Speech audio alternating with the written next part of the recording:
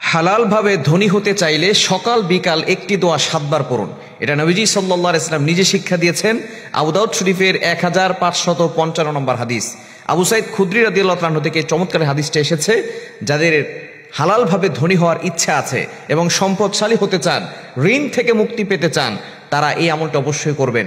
নবীজি সাল্লাল্লাহু আলাইহি ওয়াসাল্লাম একবার তিনি যাচ্ছিলেন, আবু সাইদ খুদরি রাদিয়াল্লাহু তাআলা তিনি বলছেন, এটা আবু দাউদ শরীফের 1555 নম্বর হাদিস। আবু সাইদ খুদরি রাদিয়াল্লাহু তাআলা বলেন, নবীজি সাল্লাল্লাহু আলাইহি ওয়াসাল্লাম যখন মসজিদে নববীর পাশ দিয়ে হেঁটে যাচ্ছিলেন, এমন সময় দেখেন আবু উমামা রাদিয়াল্লাহু তাআলা তিনি মসজিদে বসে আছেন। নবীজি সাল্লাল্লাহু আলাইহি ওয়াসাল্লাম ডাক দিয়ে বলেন, ইয়া আবা উমামা, ও আবু উমামা, তুমি এমন সময় মসজিদে কেন যে সময় নামাজের ওয়াক্ত হয় নাই? আবু উমামা রাদিয়াল্লাহু তাআলা ডাক দিয়ে বলেন, ওগো নবীজি, দুশ্চিন্তা, ঋণের বোঝা আমাকে মসজিদে নিয়ে আসছে। সাহাবায়ে কেরাম দুশ্চিন্তায় পড়ে গেলে, টেনশনে পড়ে গেলে তারা মসজিদে চলে যেতেন এবং তারা ওযু করে নামাজ পড়ে আল্লাহর কাছে চাইতেন। সাহাবায়ে কেরাম সব সময় আমাদেরকে যে মেসেজগুলো দিয়েছেন যে কোনো বিপদে পড়ে গেলে আল্লাহর কাছে সাহায্য চাইতে হবে।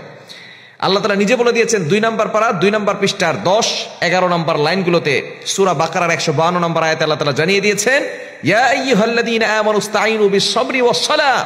সূরা বাকারার 153 নম্বর আয়াত, হে ঈমানদারগণ, তোমরা ধৈর্য এবং সালাতের মাধ্যমে আল্লাহর কাছে সাহায্য চাও। সাহাবায়ে কেরাম বিপদে পড়লে আল্লাহর কাছে সাহায্য চাইতেন।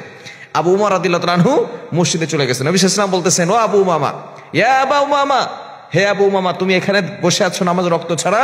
তিনি বলতেছেন, টেনশন আর ঋণের বোঝা জর্জরিত হয়ে আমি মসজিদে এসেছি। নবী সাল্লাল্লাহু আলাইহি ওয়াসাল্লাম বললেন, আবু উমামা, তোমাকে এমন কি কোনো বাক্য শিক্ষা দিব না যে বাক্যর আমল করলে আল্লাহ পাক রব্বুল আলামিন তোমাকে ঋণের বোঝা দূর করে দিবেন, তোমার টেনশন দূর করে দিবেন, দুশ্মনের দুশ্মনী থেকে আল্লাহ তোমাকে হেফাজত করবেন এবং আল্লাহ তোমাকে হালাল ভাবে ধনী বানিয়ে দিবেন। সুবহানাল্লাহ বিহামদি। এই আবু উমামা রাদিয়াল্লাহু তাআলা আমলটি করছেন সকালবেলা 7 বার, ফজরের নামাজের পরে, মাগরিবের নামাজের পরে 7 বার। এই দোয়া পড়ার পরে কিছুদিন পরে আবু উমামা রাদিয়াল্লাহু তাআলা নবীজির কাছে এসেছেন হাদিয়া নিয়ে। ইয়া রাসূলুল্লাহ, আপনি যে দোয়া আমাকে শিক্ষা দিয়েছেন, এই দোয়ার আমল আমি পরিপূর্ণভাবে করেছি, 5 ওয়াক্ত নামাজ পড়েছি, আল্লাহর কাছে দোয়া করেছি, আর এই দোয়াটা বেশি বেশি পড়েছি, ফজরের পরে 7 বার আর মাগরিবের পরে 7 বার পড়েছি। আল্লাহ তাআলা আমার ঋণের বোঝা দূর করে দিয়েছেন। আল্লাহ তাআলা আমাকে এত পরিমাণ সম্পদ দিয়েছেন যে আমি যাকাত দিতে পারি এবং আপনার জন্য হাদিয়া নিয়ে আসছি। দোয়াটি হচ্ছে, আল্লাহুম্মা ইন্নী আউযু বিকা মিনাল হাম্মি ওয়াল হুজনি ওয়া আউযু বিকা মিনাল আজাজি ওয়াল কাসালি ওয়া আউযু বিকা মিনাল জুবনি ওয়াল বুখলি ওয়া আউযু বিকা মিন গলাবাতিদ দাইনি ওয়া কাহরির রিজাল। বুখারী শরীফের ভিতরে হাদিসটা এসেছে, তবে এটার রিওয়ায়াত একটু ভিন্ন আছে। তবে এই হাদিসটা আবু দাউদ শরীফের 1555 নম্বর হাদিস।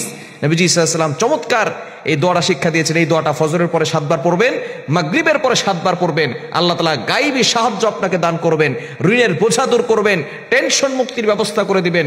যারা ফ্রাস্ট্রেটেড পিপল আছেন, দারিদ্রতার ভিতরে পড়ে গেছেন, তারা এই দোয়াটা পড়বেন। যারা ঋণের বোঝায় জর্জরিত হয়ে আছেন, তারা এই আমলটি করবেন। আল্লাহ তাআলা আপনার ঋণ দূর করে দিবেন এবং আল্লাহ তাআলা আপনাকে হালাল ভাবে ধনী বানিয়ে দিবেন।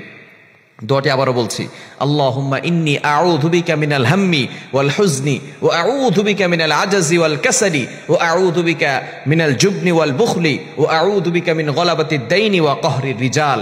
এই দোয়াটা আমরা অবশ্যই পড়ব ফজরের নামাজের পরে 7 বার, মাগরিবের নামাজের পরে 7 বার। আল্লাহ তাআলা টেনশন দূর করে দিবেন, ঋণের বোঝা দূর করে দিবেন, আল্লাহ তাআলা সম্পদশালী বানিয়ে দিবেন।